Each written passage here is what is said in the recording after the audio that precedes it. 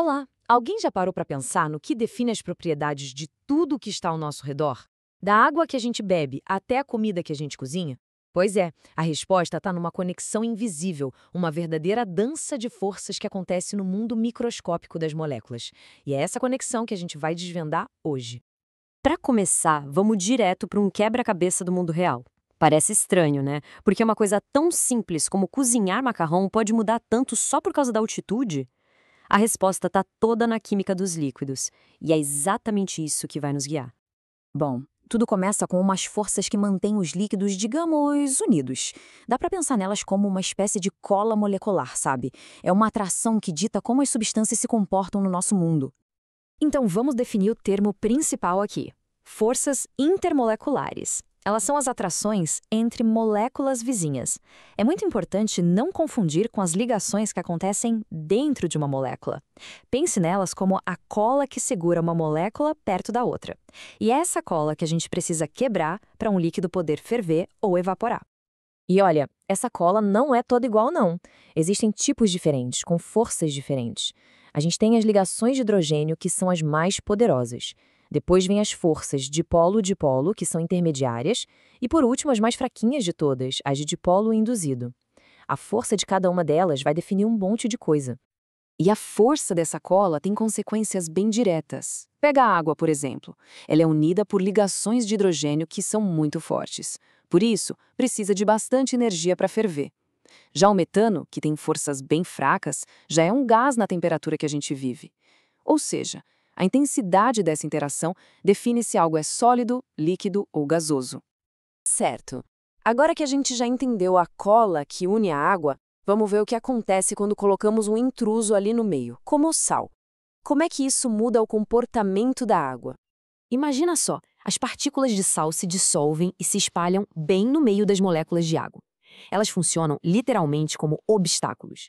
Ficam ali atrapalhando a interação normal entre as moléculas de H2O e dificultando a movimentação delas.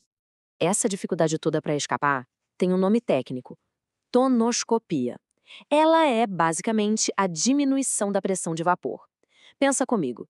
Se menos moléculas de água conseguem virar vapor, a pressão que esse vapor faz lá em cima diminui. E essa é a peça-chave para tudo que vem a seguir. As consequências disso são diretas e bem importantes. Quando se coloca sal, a pressão de vapor da água cai. Isso significa que precisa de mais calor para ferver, então o ponto de ebulição sobe.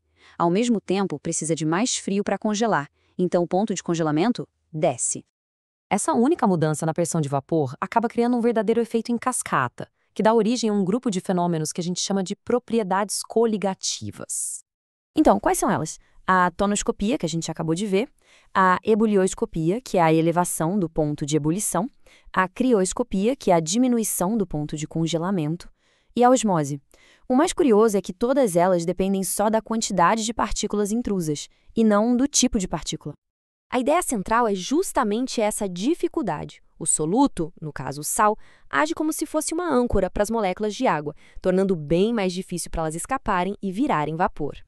E é aqui que a gente resolve o mistério do macarrão. Isso é a ebulioscopia. Se a pressão de vapor está mais baixa, a gente precisa de mais energia, ou seja, de uma temperatura mais alta para a água ferver. Só que lá na La Paz, a pressão do ar é menor. Então a água pura já ferve com menos de 100 graus. E com a água fervendo numa temperatura mais baixa, o macarrão cozinha mais devagar. Mistério resolvido. A lógica da crioscopia é bem parecida. Ela explica por que a água salgada congela em temperaturas mais baixas. As partículas de sal ficam ali no meio, atrapalhando a organização das moléculas de água para formar os cristais de gelo. Basicamente, elas bagunçam o processo, então precisa ficar ainda mais frio para a solidificação acontecer. E por fim, a osmose. Aqui, a água atravessa uma membrana bem fininha, como uma peneira, sempre indo do lado que tem menos soluto para o lado que tem mais. É um movimento natural da natureza tentando diluir o lado mais concentrado para deixar tudo em equilíbrio. Ok, legal a teoria, mas além de cozinhar macarrão, onde mais esses princípios aparecem? A resposta é simples: em todo lugar. O aditivo no radiador do carro é um exemplo clássico. Ele leva o ponto de ebulição da água para ela não superaquecer no calor do verão E ao mesmo tempo diminui o ponto de congelamento para não virar uma pedra de gelo no inverno. É a ebulioscopia e a crioscopia trabalhando juntas para proteger o motor. Em lugares muito frios, quando jogam sal nas estradas, estão usando exatamente o princípio da crioscopia. O sal se mistura com o gelo, diminui o ponto de congelamento e faz ele derreter, mesmo que a temperatura lá fora esteja abaixo de zero. E talvez a aplicação mais fundamental de todas seja a osmose dentro do nosso próprio corpo. É esse processo que controla a entrada e a saída de água em cada uma das nossas células, mantendo um equilíbrio que é simplesmente essencial para a vida.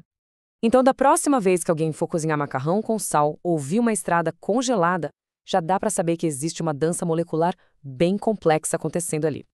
O ponto-chave é que, ao entender essas forças invisíveis, a gente ganha o poder não só de explicar, mas também de manipular o nosso mundo. E isso nos deixa com uma pergunta: se essas forças governam as propriedades mais básicas da matéria, que outros segredos do nosso mundo elas ainda escondem?